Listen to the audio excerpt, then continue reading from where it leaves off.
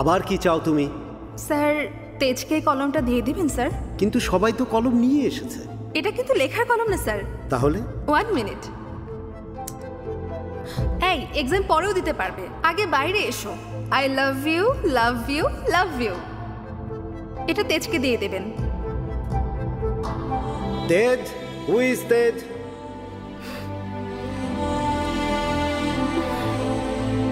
তেজ,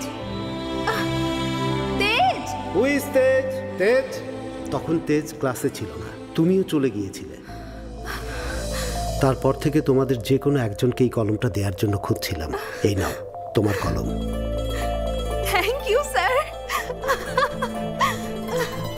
নন্দিনী, স্যার থামুন, যেতে দিন।